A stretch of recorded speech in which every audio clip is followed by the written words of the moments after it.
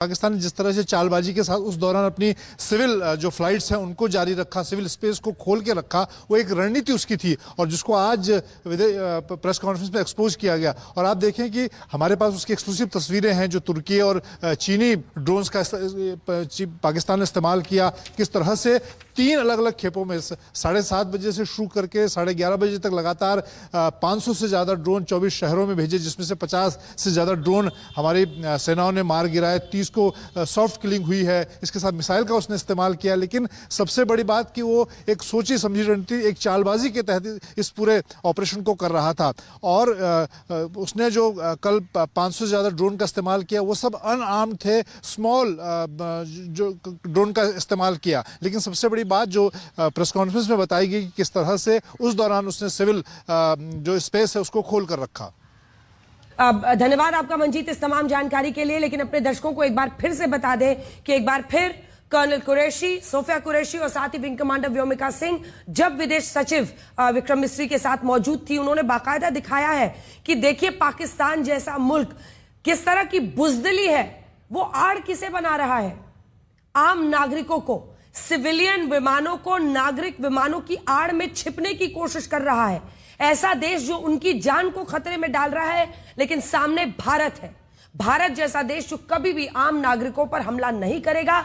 संयम और समझदारी के साथ काम करती हुई वायुसेना यहां पर दिखाई दे रही है। लेकिन पाकिस्तान को क्षति तो पहुंची है और तुर्की चीनी माल वाले जितने उन्होंने जो ड्रोन्स वगैरह भेजे थे उन सबको अब फोरेंसिक जांच के लिए भेजा जा रहा है। आइए जल्दी से आपको अपनी ये रिपोर्ट दिखा देते हैं जिसके बाद हमारी चर्चा की शुरुआत हुई, क्योंकि तुर्की मेड और चाइनीज हथियारों के बल पर जो भारत से भिड़ने की मंशा रख रहा है पाकिस्तान, उसमें पूरी तरह से पस्त हुआ है। जय जय भारत हो रहा है। चाइनीज PL-15 मिसाइल को भारत के एडवांस डिफेंस सिस्टम ने नाकाम किया है, उनके वैक्स सिस्टम को नाकाम किया है, उनके सर्वेलेंस सिस्टम को नाकाम किया है। ये रिपोर्ट देखिए, फिर चर्चा की शुरुआत।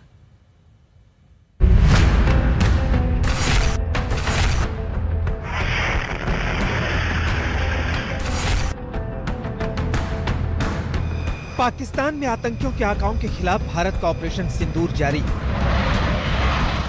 कल रात कायर पाकिस्तान ने भारत के खिलाफ जम्मू कश्मीर से पंजाब, राजस्थान और गुजरात तक अपनी पूरी ताकत झोंक दी, लेकिन वो औंधे मुंह गिर पड़ा। भारत के अभेद सुरक्षा कवच ने पाकिस्तान के ड्रोन, मिसाइल और हवाई हमलों को हवा में ध्वस्त कर दिया और अब उसके मलबे बिखरे दिख रहे हैं। ऑपरेशन सिंदूर से भारत ने दो टूक संदेश दे दिया कि वो न केवल अपनी सरहदों की रक्षा करने में सक्षम है, बल्कि दुश्मन की काली नजर को तुरंत भांपकर उस पर करारा प्रहार करना भी जानता है। अब आतंकियों की बची खुची जमीन को भी मिट्टी में मिलाने का समय आ गया है। पाकिस्तान और POK में जिस तरह से हमारी आर्म्ड फोर्सेस ने टेरर कैंप्स को नेस्त नाबूद किया है, वो हम सब के लिए एक गौरव का विषय है।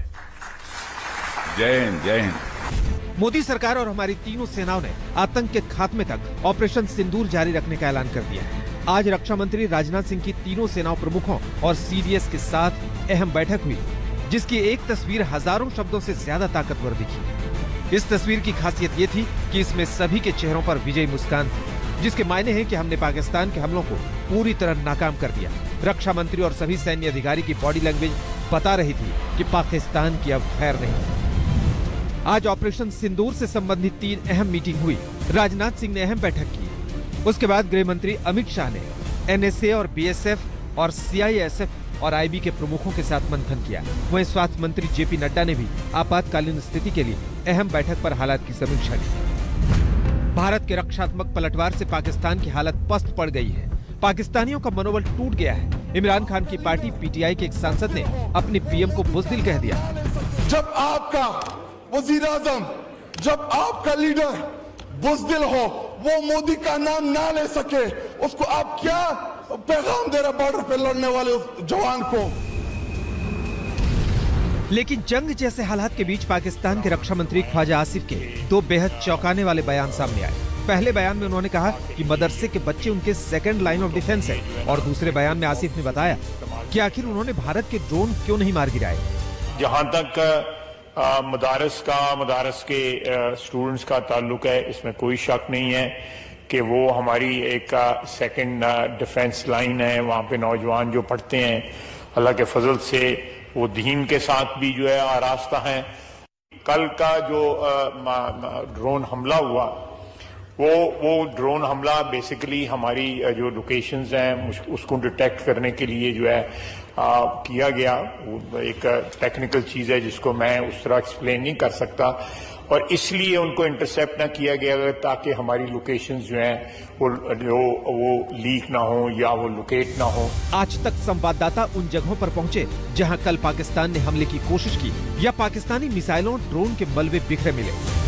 घरों को ही निशाना बनाया जा रहा। देखिए ये जो हैवी शेलिंग हुई है उससे ये जो पूरा घर है, घर पूरा टूट गया है। देखिए कितनी हैवी शेलिंग हो रही है। हम इस वक्त हैं रजौरी के कराइयां में और वहां पे आप देख सकते हैं कि शेलिंग से, और ये आर्टिलरी शेलिंग है जिसकी वजह से ये जो घर है ये काफी हद तक तहस नहस हो चुका है। जैसे ही आरएसपुरा के लोगों ने सायरन सुना वो बंकरों की ओर जाने लगे। गांव में कई जगहों पर बंकर बने हुए हैं, कुछ लोगों ने अपने खुद के बंकर बना रखे हैं और कई जगह देखिए ये घर तबाह हो चुका है, तहस नहस हो चुका है। ये पूरा गांव, यहाँ के जितने भी घर थे उन सब पर कहीं ना कहीं शेलिंग का इम्पैक्ट आया है। वहीं आज यूपी के फायर ब्रांड मुख्यमंत्री योगी आदित्यनाथ ने पाकिस्तान को अपनी शैली में लताड़ा। प्रधानमंत्री मोदी जी का जो संकल्प था, हमारे 72 जवानों ने, तीनों सेनाओं ने पाकिस्तान को उसका करारा जवाब दे करके आज आप देख रहे होंगे किस रूप में अलग थलग पड़ा पाकिस्तान आज दुनिया के सामने कराहता हुआ नजर आ रहा है। सवाल है कि पाकिस्तान कब तक आतंकियों की ऐशगाह बना रहेगा, क्योंकि पाकिस्तानी हुकूमत और उसकी कायर आर्मी से पाकिस्तानी अवाम भी त्रस्त आ चुकी है। लेकिन पीएम मोदी ने पड़ोसी मुल्क को कड़ा संदेश दे दिया है कि अब उसकी एक भी गलती पाकिस्तान को दुनिया के नक्शे से मिटा सकती है। आज तक कई खास मेहमान अब हमारे साथ जुड़ रहे हैं। सबसे पहले आपका परिचय कराते हैं। करगिल युद्ध के नायक पूर्व सेनाध्यक्ष जनरल वीपी मलिक इस वक्त लाइव हमारे साथ जुड़ रहे हैं, जो कि former chief of army staff रह चुके हैं। आरकेएस भदौरिया जी, पूर्व वायुसेना प्रमुख हमारे साथ air chief marshal RKS Bhadauria जुड़ेंगे, और विंग कमांडर अभिषेक मातिमान जी हमारे साथ जुड़ रहे हैं। लेकिन जनरल मलिक, मैं आपके साथ शुरुआत करना चाहती हूं, दो तस्वीरों के साथ में दरअसल शुरुआत करना चाहती हूं। लेकिन उससे भी पहले जो आज विदेश सचिव और हमारी दोनों ही कर्नल सोफिया कुरैशी और साथ ही विंग कमांडर व्योमिका सिंह ने जानकारी दी है जनरल मलिक, उस पर मैं आपकी प्रतिक्रिया चाहती हूं। क्योंकि एक तरफ तो हम लगातार जय जयकार भारत का हो रहा है, जिस तरह से हमारी सेना डटी हुई है, हमारा एयर डिफेंस सिस्टम कारगर साबित हो रहा है, तो वहीं दूसरी तरफ आप देखिए कि पाकिस्तान किस तरह की चाल चल रहा है। वो किसके पीछे छिप रहा है सर? वो आम नागरिकों के पीछे। उसने अपने नागरिक विमान जो है वो बंद नहीं किए हैं, लाहौर कराची के बीच विमान चला रहा है, और उसको पता है कि भारत इसमें अटैक नहीं करेगा। इस पर आपकी क्या प्रतिक्रिया है? देखिए, पहली बात तो यह है कि जो चीजें आज प्रेस कॉन्फ्रेंस में बताई गई हैं उसमें साफ लगता है कि पाकिस्तान झूठ बोलता रहा है, झूठ पहले से बोलता रहा है, अभी भी है, करता रहा है, और खूब चालाकियां करने की कोशिश करता है। और उसकी कोशिश ये भी है कि किसी तरीके से कुछ ब्लेम हमारे ऊपर आ जाए। लेकिन मैं बिलीव करता हूं कि अब पूरी दुनिया इस चीज़ को जान गई है। अब कहना कि हमने खुद अपने धर्म स्थानों के ऊपर हमला किया है, ये तो कौन मानेगा बताइए?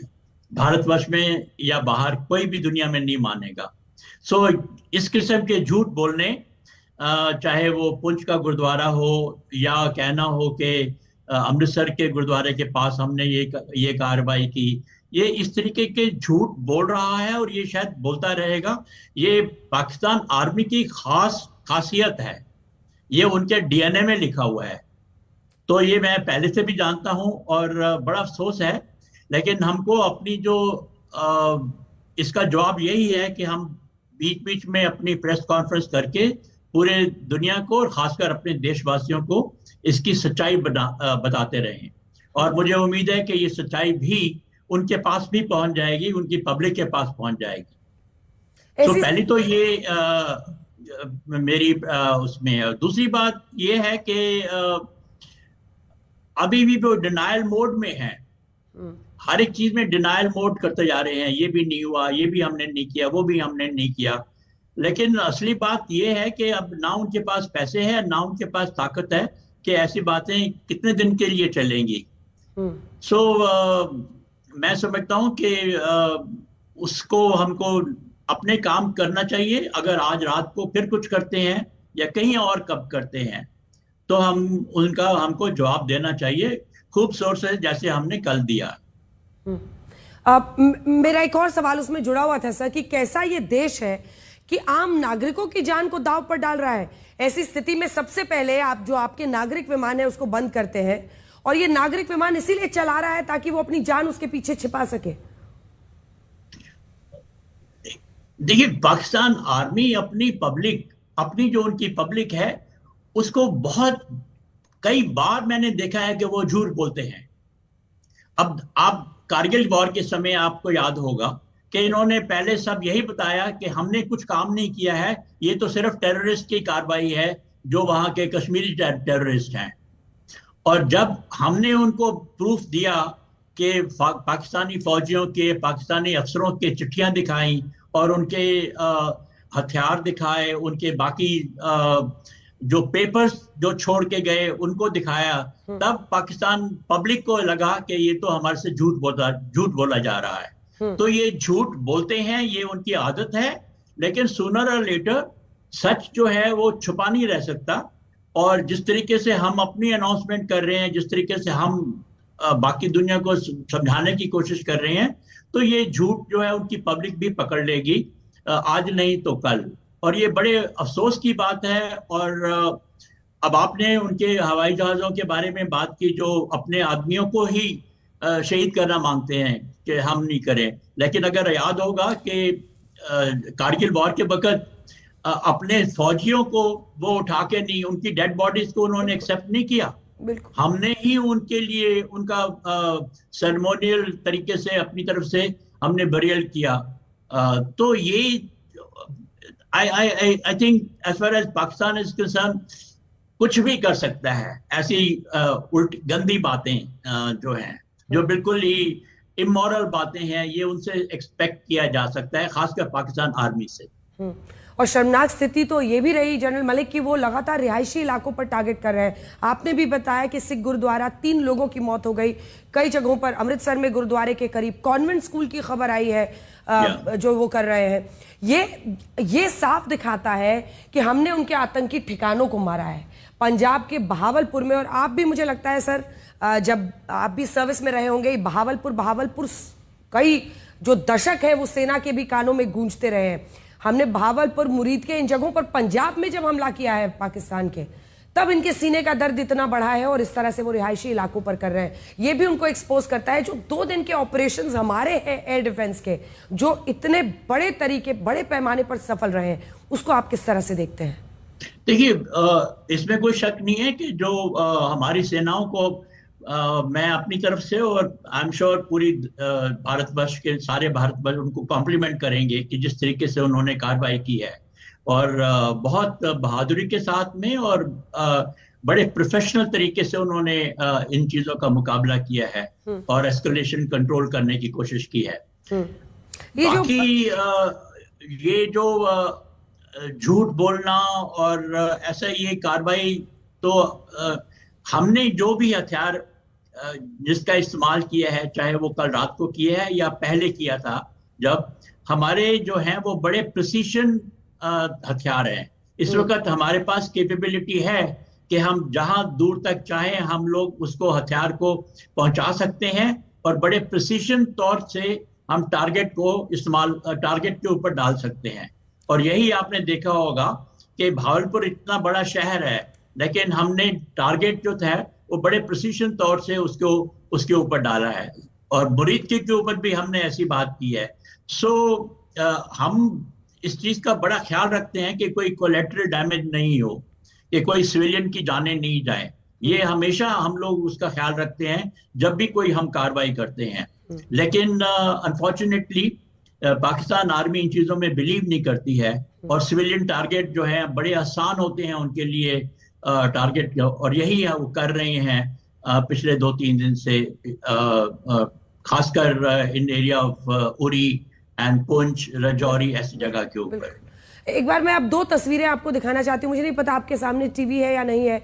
एक तरफ भारतीय सेना है और आज चाहे सीडीएस हो, सभी सेना प्रमुख हो, आज वो कॉम्बैट ड्रेस में थे और रक्षा मंत्री से उनकी बैठक चल रही थी और बहुत ही मतलब एकदम जिसको कहते हैं आप खुशी वाला मूड दिख रहा था। वहीं अगर आप पाकिस्तान के अधिकारियों को देखिए, सेना को देखिए, तो आतंकियों के जनाजे पर अपना अपना सजदा पहुंचा रहे हैं, फूल पहुंचा रहे हैं। यही फर्क है भारत और पाकिस्तान के बीच में। आपने करगिल युद्ध में भारतीय सेना को लीड किया है, किस तरह से आप इस पर